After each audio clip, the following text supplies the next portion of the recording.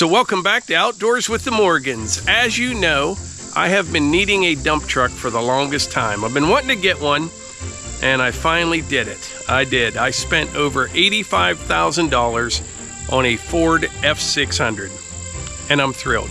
Oh, not this one. I got one that's 50 years newer. This one.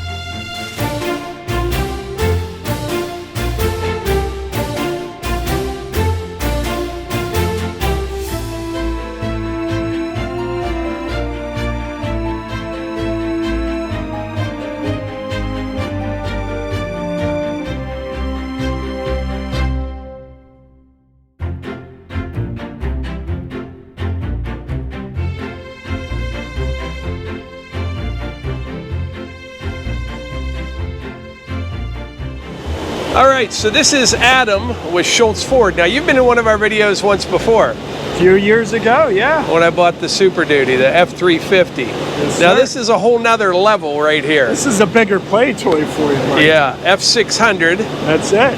What can you tell me about this truck and the bed specifically? Well, come on over this way.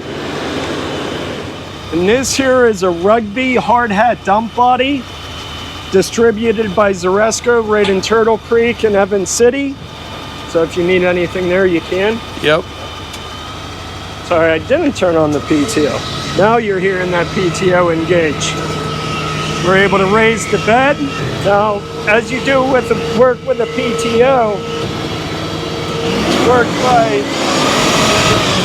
you can adjust the speed of the bed raising right by the use of the accelerator. Right. And as I mentioned earlier, this is your Rugby hard hat dump. So your big differences here are your cross members are built on every 12 inches rather than the normal industry standard of 16 inches. As well as you have a 7-gauge steel floor compared to the normal 10 gauge usually across the industry. You also have your tie-down rail, aluminum toolbox on the curbside. And the nicest feature, I think, is the aluminum tailgate. So at the end of the day, you don't have to find another buddy to pull up a heavy steel tailgate. Yeah. Now, what's this bed weigh approximately? 2,400 pounds? About 2,400 pounds approximately. Which isn't bad at all, especially that it's the F-600. So GVW on this truck is like 22,000 pounds. You're spot on. So And it's going to give you right about 6 tons. Right around 6, probably, yeah, real close to 6 tons of capacity. That's incredible when a truck this size. It really is. Now, they didn't make the F-600 for a while, right? They brought it back and like... F-600 came out in 2023. Okay. It's been a little harder to get the past couple years. Okay. Yeah, and the truck's a diesel, the 6.7 Power Stroke. Basically an XL, nothing fancy about it. Not fancy, but still nicely equipped. For a work truck, that's exactly all you need. That's it. Power windows, locks, heated mirrors for the winter time. We do the chrome package that gives you the fog lamps and the chrome bumper up front to give the truck a little nicer look, as well as you get the remote starter on the key fob that way. But we're also going to set up your Ford Pass so you can do it by remote right off the phone also. Right. Your running lamps. I'm glad you had a red one. All these trucks are white. I hear that a lot. And that's fine, it's but easiest. From my days in oil and gas, I just don't like white trucks. You know what I mean? It's just, it feels too much like work to me, you know? Absolutely. And then one nice thing also on the 450, 550, and 600s, you get the wide front axle. That's why you have the gray wheel lip molding here. So you have a wider axle, makes the maneuverability and your turning radius a little easier for you. Yeah, this will serve me well. Now, I want to talk about the warranty. I think that's amazing. So, I'm not going to drive this truck maybe 7,000 miles a year is what I figured. And I didn't want to buy a warranty, like a 5-year warranty, because I'm probably not going to have any problems with it in 5 years. But you had a reasonable warranty through Ford for 10 years. 75,000 miles. And that's bumper to bumper. Bumper to bumper. Only a $100 deductible. Anything happens, you pay the $100 deductible, whether it be electronics or a turbo. It's whatever it is. That's as long as there's not wear and tear items. Yeah, right. Or neglect, but usually I was never a big fan of those warranties, but for this, that's a no-brainer. It really is, because there's all this new stuff. It's so expensive to repair. And it covers ball joints. Yeah. I mean, you're not going to plow, which we talked about, but that's one of the bigger benefits for most contractors that plow, because that front end's getting a lot of work, and those ball joints take a beating. So yeah. How long you been with Schultz Ford? 19 years. It'll be 20 in February. How long doing commercial sales? About 12 years. 12 years. Yeah, if you guys are looking for a Ford, it's just effortless here. You know, I've been places that you're there hours, and they're trying to go get answers to questions. And matter of fact, I didn't talk to anybody but you. That's it. Done.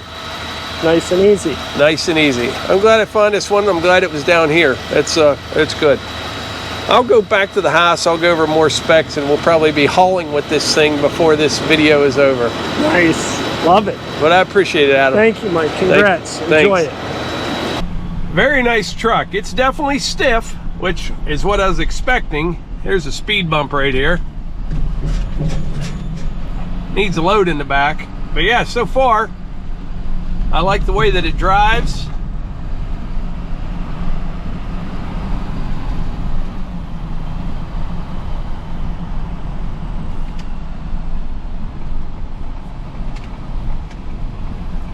All right, we got the truck home here. Already put the appropriate plate on the front. But yeah, this is a Ford F-600 with the 6.7 Power Stroke diesel, 4-wheel drive. But you know, looking at it, it's missing something. We got to take care of something right out of the gate.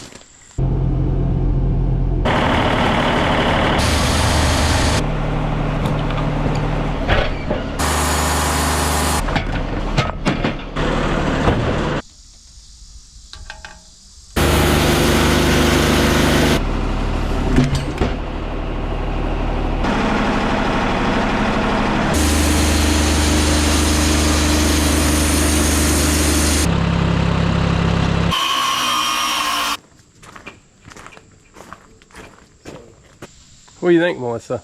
I think it looks good.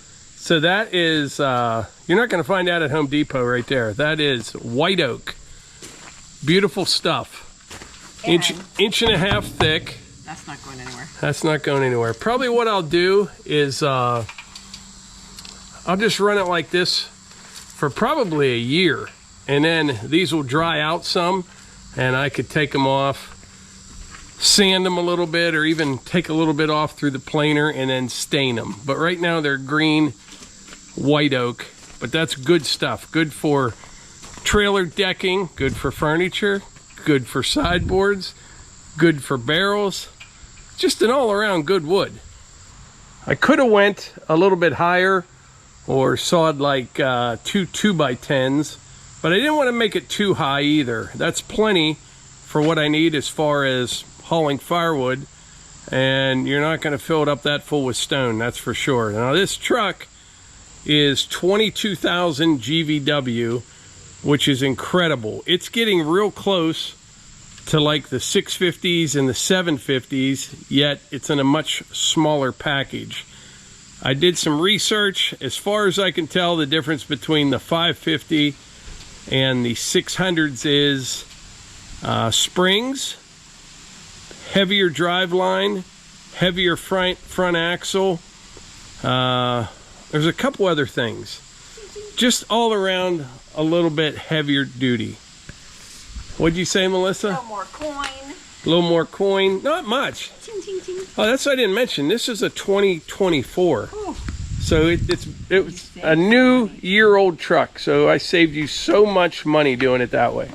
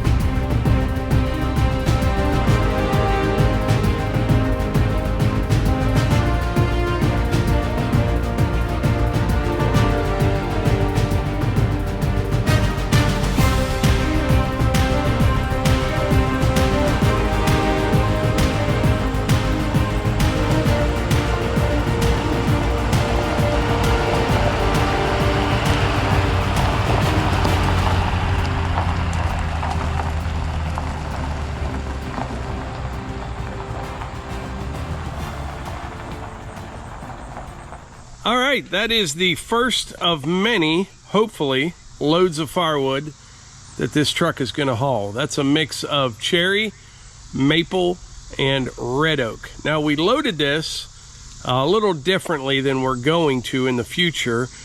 We just used the split force log splitter. We had some baskets that we wanted to get empty, tossed it in the conveyor, and loaded up the truck. It took literally 12 minutes to do it that way. It wasn't bad at all. Levi and I both working. But I learned something here. This is an 11-foot bed. It's a little longer than a lot of the trucks you see in this class, and you pretty much need all of it to haul one full cord of wood just dumped in or tossed in with the conveyor. I mean, there's a little bit of wiggle room. When we started out, we should have had the conveyor just a little bit farther towards the front, but you learn as you go, you figure things out. But if you were to put the sideboards on this all the way up to the top, and I can put sideboards across the back, I think it would haul 2 cords stacked in. Definitely not just dumped in, but stacked in. If you wanted to do that, I think that you could. All right. Time for the first delivery in the new truck.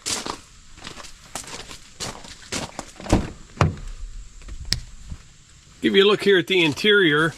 It's very nice. I mean, nothing fancy. Vinyl floor, which is what you want in a truck like this. Plus, I can't see the ground through the floor like I can in old Blueford. But yeah, really nice. And you know what? The air conditioner, I guess they're the same air conditioner, whether it's in a crew cab or a regular cab, but this thing will freeze you out of here. Got some nice storage in here, and when you lift this up, there's storage under the seat below this. Key.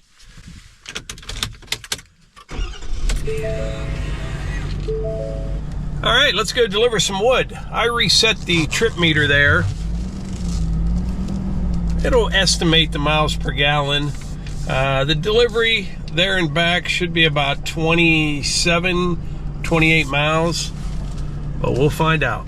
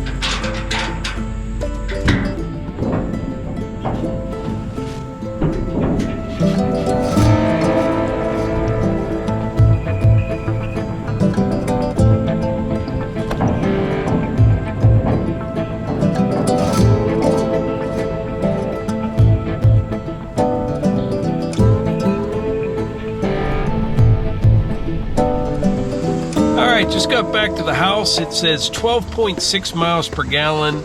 I did 34.7 miles, and I left it run the entire time, so the truck was running for 1 hour and 24 minutes. So that mileage isn't too bad, actually. All right, that delivery, let's just say that was wonderful. That was. The truck's really nice. I like it a lot so far, and definitely saved some time and easier to get in on the customer's end, you know. And what you don't see if I had my dump trailer on right now, now the dump trailer's great, it is, but, you know, down the wood yard, it's tight. So what you don't always see, if I was coming back from a delivery right now, I would pull out the road. No, I'd pull down this way. I would back the road going to Woodyard 2.0, get the trailer turned around, back down to the wood yard and unhook. And then for the next load, you got to get hooked back up and get into position down there. It's tight. It is. I figure this truck will save me about a half hour per delivery, easily. That's just here, not on the other end. So I got a nice fire going in the Brio now. Melissa and I are going to cook on the sear ring here in a little bit. But I want to take this opportunity to talk about a couple things that you may find interesting. Just took a seat here in the chair. But my F-350, my pickup truck, has the Power Stroke diesel in it. And it's 475 horsepower. And I believe 1,050 foot-pounds of torque. Now, you can get a high-output 6.7 Power Stroke that is 500 horsepower, and I think it's 1,200 foot-pounds of torque. Just incredible. This truck, which is designed to haul way more weight and tow way more, you can get this in the right configuration. This F-600 or an F-600 would tow like around 34,000 some pounds. Just a ridiculous amount of weight for a truck that size. But that truck, they detune them. It's 330 horsepower and 825 foot-pounds of torque. I believe. Those numbers are all, I think they're pretty accurate, but they're pretty close. But basically, you can get the 6.7 three different ways. 500 horsepower, 475, or in the biggest, most capable, heavy-duty truck of them all, they're detuned. And you have to ask yourself, why would they do that? Well, two reasons. Number one, they say these trucks are designed to run all day, every day, work hard, and they think everything will last longer if you detune it, which probably true, okay? But the other reason is emissions. That's the other one. So if I had to guess, it's probably they do it 90% of the reason is for emissions. The other 10% is the engine will probably last longer. Who knows? But it's got loads of power. At 330 horsepower, 825 foot-pounds of torque, that wasn't a lot of weight. I mean, what's a cord of hardwoods weigh? 1.5 tons or something like that. That was nothing. You did not even know it was back there. At some point here in the near future, my sister needs some stone down on her driveway. We'll go get about 5 ton in it and see how it does with that. But yeah, F-600 detuned, but you can get a 3/4 ton pickup to, you know, do whatever, drive to your camp or pull a four-wheeler behind you, and you can get one 500 horsepower. Makes no sense, but that's the world we live in. All right, today we're going to do something that I've been curious about. We're going to find out what this truck weighs as it sits. We're going to top it off with fuel, and we're going to run out to the stone yard and get a weight on it. Now, the GVW of this truck is 22,000 pounds. So to determine what I can haul legally, we're going to take 22,000 pounds and subtract it from the weight that I get at the stone yard. All right, I stopped and topped off the fuel tank. We're almost to the stone yard, but something worth a mention, this truck definitely rides rougher when it's empty than my F-350, which you would expect. But I think if you put a cord of wood in the back of this like I did yesterday, I think it actually rides a little bit smoother than my F-350. See what this thing weighs. 11,500. That's it. 60 pounds. All right, I just got it. I want to figure out what I can haul. 11,560. Yep. I appreciate it. Thanks. Yep. All right, so with a full tank of fuel, me in it, my new sideboards, the truck weighs 11,560 pounds. GVW 22,000. That means I can legally haul 10,440 pounds, a little over 5 ton. And I don't have anything in the toolbox right now, but I think 5 ton is a good number, you know, to be safe with, to haul legally. All right, just got back to the house. We're gonna go load another cord of wood on this. I got a delivery this evening. But yeah, that's the number, 10,440 pounds. Now there's a question that I know everybody's gonna ask, and to tell you the truth, I don't even wanna go there, but I need to. Do I need a CDL license to drive that truck? No, I do not. The truck is under 26,000 pounds GVW, so I'm okay there. But you do need the DOT physical card. That wasn't a big deal, but I don't need the CDL. Now, this is where I'm going to ruffle some feathers. I can pull any of my trailers with this truck legally without a CDL. All of my trailers are 10,000 pound GVW or less. Now, every time that I say that, I get tons of comments from people. I get emails from people. Most are pretty nice about it. Some get kind of nasty. They say, if your truck and trailer combined is over 26,000 pound GVW, you have to have a CDL. And that is simply not true. The magic number is in the 10,000 pound trailer. All right, right now we're gonna go down to the original wood yard and put a load of wood on this. And then when we come back up, we'll talk more about the CDL. I have some information to share.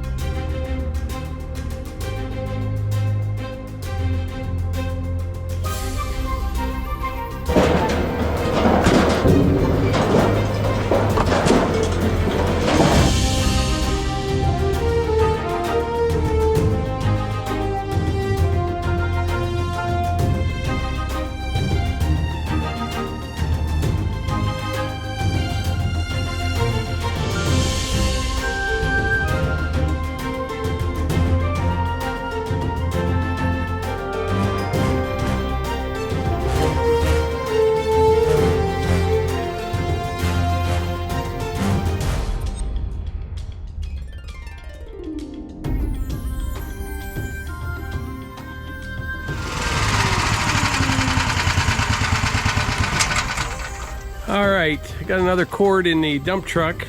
This, I'm not saying this is the best way to load it, but that's not bad at all. You know, Good way.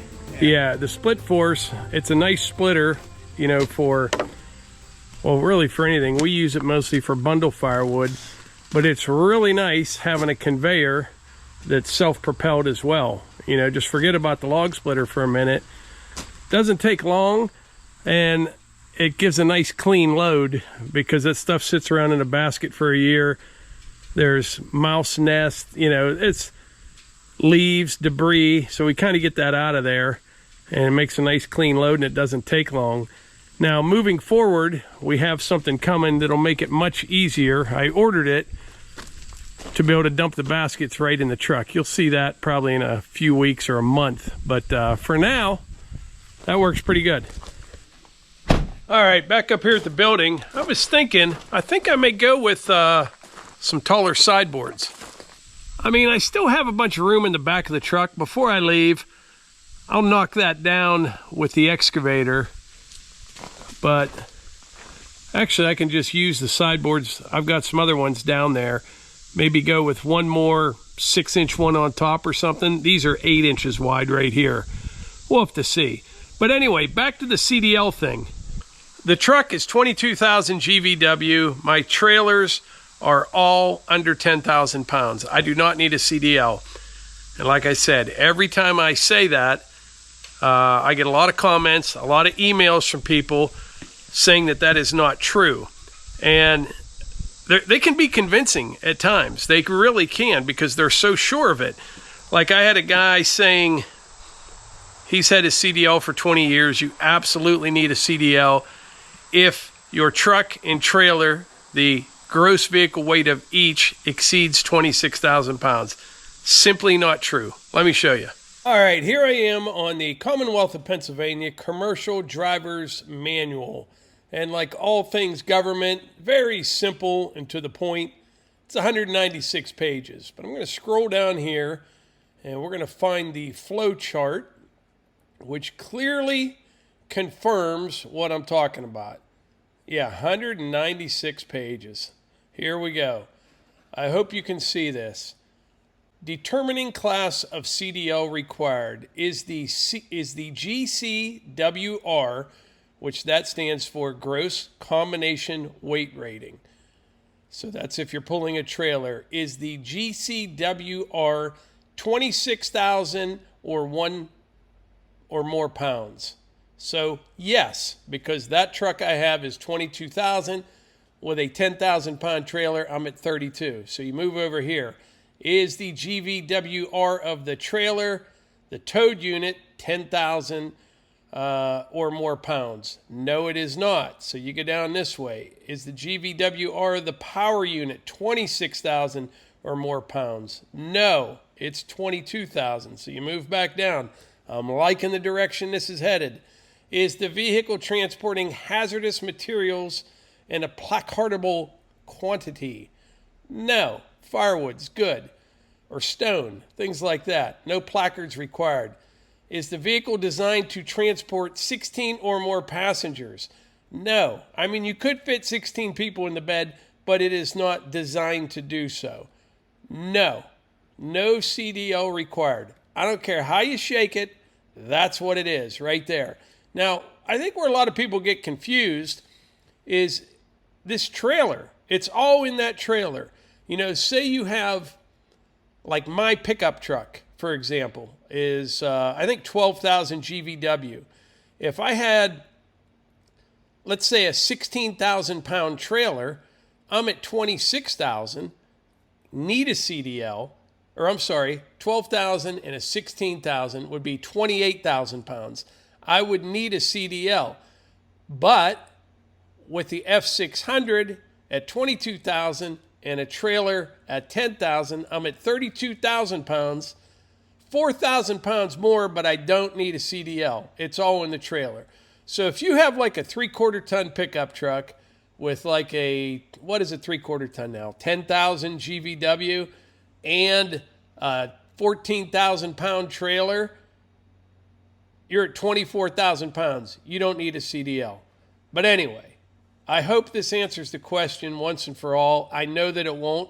I had a guy arguing with me the other day. He was real nice. I shouldn't say arguing, but he was telling me you absolutely need one, and he sent me the same flow chart I just showed you. You just go right through it. No, no, no, no, no CDL required.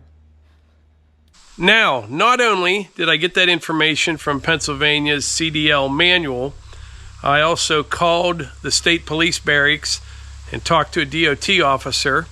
I talked to one in person probably 6 months ago, and then once again this morning, I saw one at Sheetz, and I spoke to him as well, went over it all. You don't need a CDL for that truck and a trailer that's under 10,000 pounds. And I learned something else from him that I did not know. Here in Pennsylvania, there's such a thing called a Class A non-CDL, which I didn't know that. And that is supposed to be for all the people that pull big campers. They've always been kind of exempt from all this somehow. And he said nobody really enforces it. Not many places give the test, but it's $5. You can take your truck and your camper and you can get a Class A non-CDL license to legally be allowed to pull a big camper. You know, some of these campers out there, 18,000 pounds, you know, and they're pulling them behind a F-350. That's definitely in CDL territory. You know, like an F-350's 12,000 pounds, 18,000 pound trailer. You're at 30, you're well over the 26,000, but for some reason, they're either exempt or they don't fool with them. They just don't mess with them. No idea why. Maybe it's the camper industrial complex paying somebody off. I have no idea, but technically, to pull that kind of stuff, you're supposed to have a Class A non-CDL license. So that's about all I got to say about that. I wish I would have got, I do, but I don't. I kind of wish I would have got a CDL years ago when it was much easier. I don't know. But with this, I don't need it. It would be nice to be able to have a bigger trailer and be able to haul my excavator and skid loader, but I got enough going on, you know?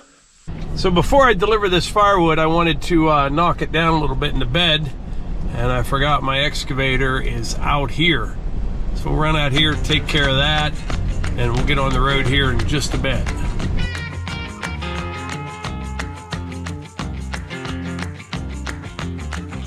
Slow down, mama, why you talk so mean? Good Lord, Nashville, it ain't what it seems. Got nice clothes, late night shows, boogie down at the bar, fiddle tunes and homemade booze, but it always goes too far. Shooting pool, crack a jack, take off now and don't look back, but hey, don't you wanna play?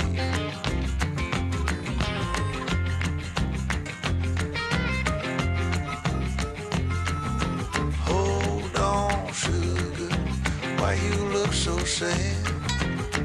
Come on now, mama, ain't nothing here so bad.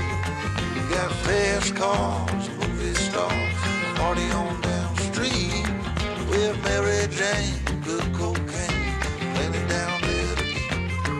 You can double down, throw some dice, you can take off now, don't think twice, but hey, don't you wanna play?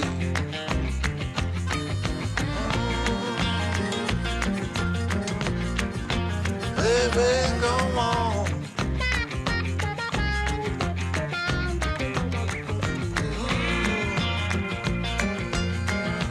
Tell me where you wanna go. But baby, I don't work down there anymore.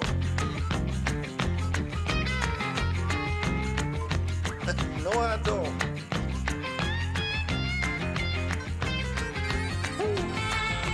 All right, just got back to the house. That was delivery number 2. So this video is just kind of a introduction to our new F-600. At some point, I'll probably do a video, you know, after I get some miles on it, and I'll go over all the different features. But so far, so good. And you know what the deciding factor was for me on this truck? It was that warranty. It really was. 10-year, 75,000 miles, $100 deductible, bumper to bumper. That kind of gives me some peace of mind. I don't like surprises. I may have mentioned that before. And with that warranty, I can kind of figure out what my costs are going to be. And we shouldn't have any trouble in the first 75,000 miles. And I think that warranty says a lot, because if you were to go to 100,000 miles, the price of the warranty goes way up. So that tells me Ford figures they can get 75,000 miles out of these without really needing any repairs. Beyond that, I don't know. But it's a good 10-year truck for us. And between Levi and I think we'll put, you know, 6,000 to 7,000 miles a year on it. At some point, I could use it down at the cabin for a little bit. With this, I could take those sideboards off, pull the trailer with the mini skid, and I could haul a bunch of logs on this truck and bring the mini skid home with me. Normally, I was taking the dump trailer and, taking the dump trailer with the mini skid in it, loading up logs, and then had to go back and get the mini skid. With this, I can do some of that with just one trip. Anyway, that's enough for today's video. I appreciate y'all being here. I really do. And don't forget, sign up to our newsletter. Go to outdoorswiththemorgans.com. There will be a pop-up that comes up. Enter your email, and you are signed up for our newsletter. Catch you on the next one.